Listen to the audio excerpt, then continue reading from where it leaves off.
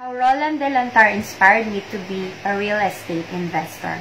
I am Miss Natalie Concha, a licensed real estate broker and appraiser. 3 years back, I had the chance to meet personally Mr. Rolando Delantar. Siya ang chairman ng RCD Group at president ng RCD Land. Ang RCD Land ang nag-sponsor ng Talentadong Pinoy at yung napanalunan ni Aura sa Channel 2, yung Your Voice Sounds Familiar Kids. Nagpatawag kasi siya noon ng brokers meeting. Bagong-bagong broker pa lang ako noon. RCD doesn't know me personally, kahit po hanggang ngayon.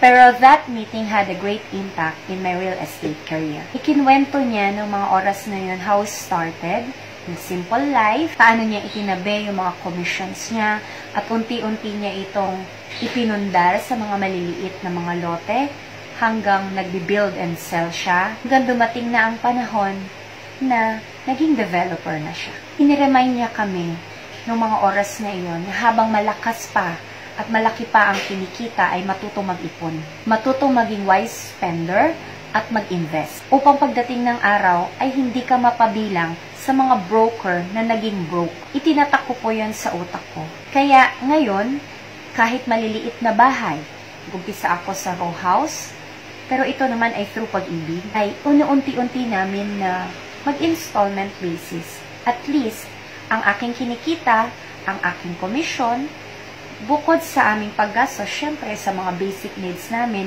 ay may naiaalak ako, may naipupundar kahit papaano. Itong mga unti-unting ipinupundar ko na maliliit na bahay, ay pinauupahan ko rin, rental property.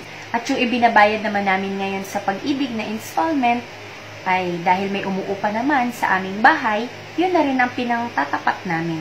Kaya halos wala na rin naman kaming inilalabas na pera mag-asawa dahil panapat na lamang halos yung ibinabayad namin sa amortization at yung upa ng property. Habang napatuloy ang dating ng mga blessings sa amin, ay patuloy rin kami na nag-i-invest kahit sa maliliit na bahay.